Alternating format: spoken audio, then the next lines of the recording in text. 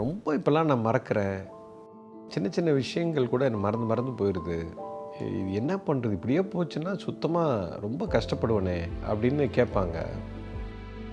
வாஸ்தவம் தான், வயசு ஆக ஆக மறதி ஜாஸ்தி ஆகிட்டே தான் போகும். ஏன் சின்ன பிள்ளைங்களுக்கு சின்ன பிள்ளையாக இருக்கும்போது உங்களுக்கு ஞாபக சக்தி அதிகமாக இருக்குது, வயசானவுடனே மறந்து போகிறதுக்கு காரணம் ஒன்றும் இல்லைங்க. ஸ்டோரேஜை இன்க்ரீஸ் பண்ணிக்கிட்டே போகிறீங்க, குப்பையை சேர்த்துக்கிட்டே போகிறீங்க. சின்ன பிள்ளையாக இருக்கும்போது உங்களுக்கு குப்பை ரொம்ப கம்மியாக இருந்தது. அப்போ தானே வாழ்க்கையை ஆரம்பிச்சிருக்கீங்க. மண்டைக்குள்ளே எதையுமே சேர்க்காமல் வச்சுருந்தீங்க.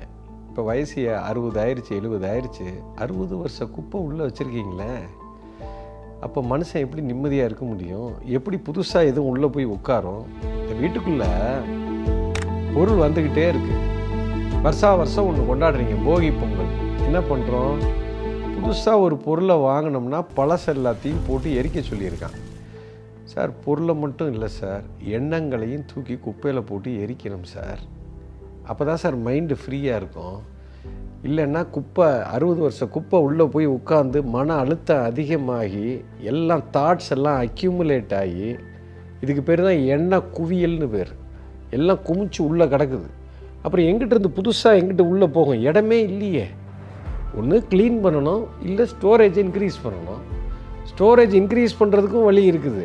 அதுக்குண்டான திறமையை வளர்த்துக்கணும், மனதின் சக்தியை பெருக்கிக்கிட்டே போகணும். அதுவும் நம்ம பண்ண மாட்டோம். பழசையும் மறக்க மாட்டோம். பாஸ்ட்டை பூரா பிடிச்சி வச்சுக்கிறீங்க. பாஸ்ட்டை வச்சு என்ன பண்ண போகிறோம்? அருமையான வார்த்தை தமிழில் சொல்லியிருக்கான், இறந்த காலம்னு சொல்லியிருக்கான். செத்து போச்சுடான்றான்.